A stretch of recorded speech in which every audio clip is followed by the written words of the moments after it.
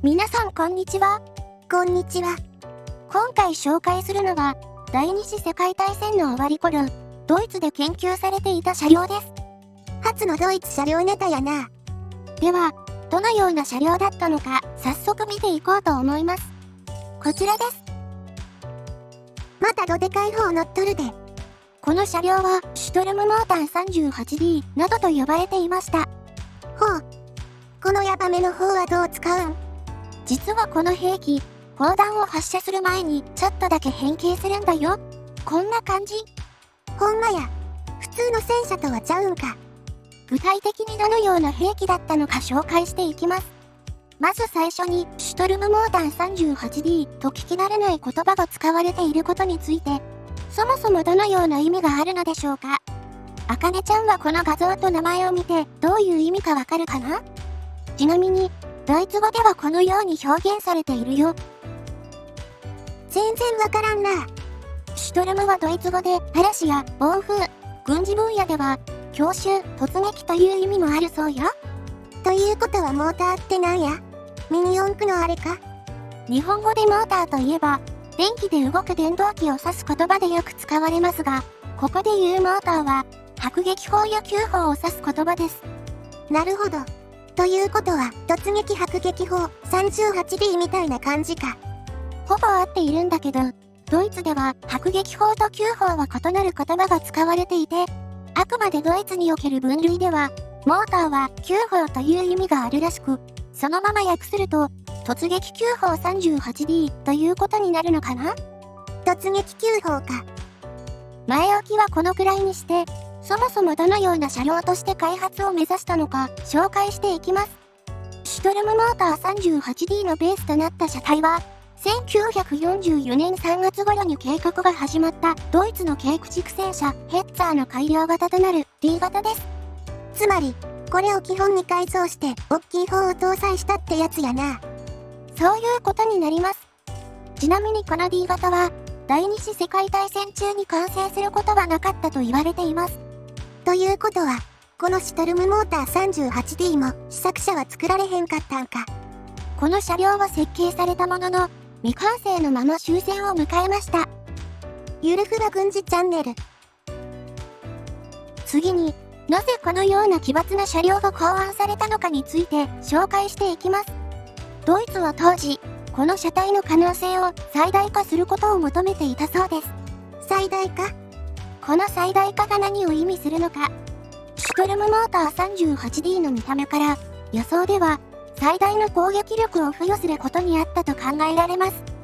そしてドイツでは、1944年末、このような案をもとに、アルケット社やシュコダ社など複数社が当局に対して、対戦車車両案や自走法案などいくつかの案を提出。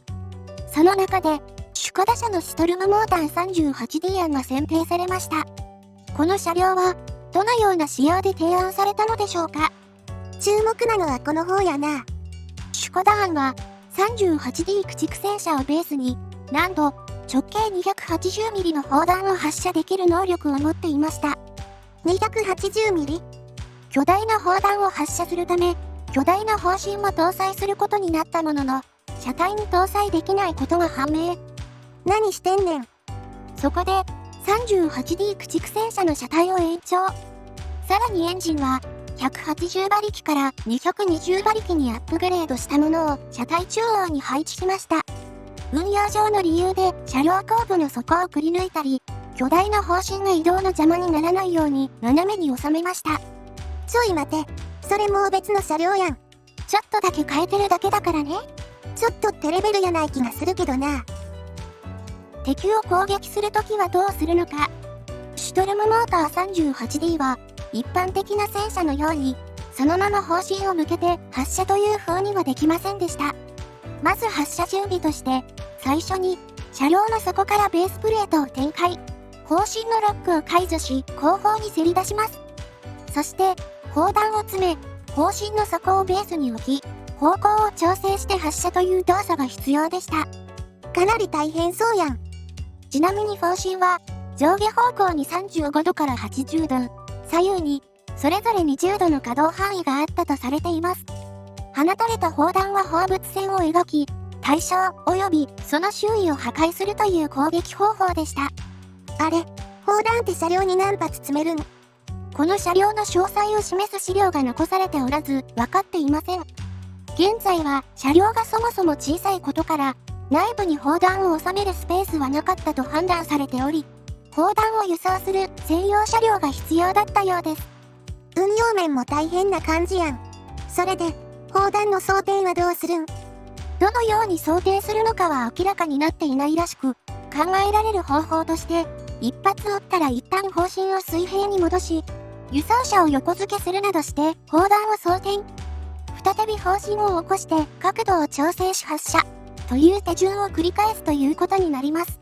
めちゃ時間かかりそうや。発射速度は毎分1発くらいが目安だと思います。ただ、現在作られているプラモデルによっては、人力で砲弾を運ぶイラストもあるようです。人力とか地獄やん。一発何キロほどあるん？現代の迫撃砲弾から考えると、一発あたり100から 150kg ほどあったんじゃないかな？普通に無理や。人力は無理やで。ちなみにこの車両は、巨大な砲身を乗せた状態で本当に動くことができたのかについては、砲身自体は想像するほど重量がなかったらしく、前面に 30mm の装甲をつけた場合でも 11.5 トンに収まりました。この重量は、ベースとなった 38D 駆逐戦車よりも数トン軽くなっています。車体も大きくなっとるし、エンジンも大きいやつつけとるのに本当か？砲弾は乗ってないし、一応、車両上部がパッパラパーになってるからね。それで、この車両はどこまで開発が進んだん？先ほども紹介したように、設計案が提出されたものの、その後戦況は悪化。翌年には第二次世界大戦が終結したこともあり、それまでに試作車両が作られたという記録もないそうです。仮に開発できたとしても、運用はさすがに無理っぽい気がするな。砲弾も重すぎやし。そこなんだけど、実はドイツでは、同じようなコンセプトでこんな車両も開発されています。シュトルムティーガーちゃん、体重65トン。これ何してん？気でも狂ったか。この車両は、ティーガー1という戦車をベースに、380mm のロケット砲弾を発射する案でした。砲弾1発あたりの重量は、なんと 340kg もありました。重すぎや。この車両は実際に生産されて運用もされているからね。これが作れるなら、シュトルムモーター 38D も不思議と運用できる気がしてくるな。ゆるふわ軍事チャンネル。それにしても、今回も随分へんてこな車両やったな。このような9砲、つまり、桁違いに大きい迫撃砲弾を発射する車両というのは、第二次世界大戦に限ったものではなく、時が流れた東西冷戦期にも登場しているよ。それが以前、ソ連のハッタリ兵器として紹介した、2B1 赤 420mm 自走迫撃砲です。そうや、そんなのあったな。確か、撃つと車両が壊れて使い物にならんってやつや。打ち出される迫撃砲弾の直径は、なんと戦艦並みの 420mm。一発あたりの重量が 750kg もあるという、核砲弾も打ち出せる世界最大の自走迫撃砲として生産されました。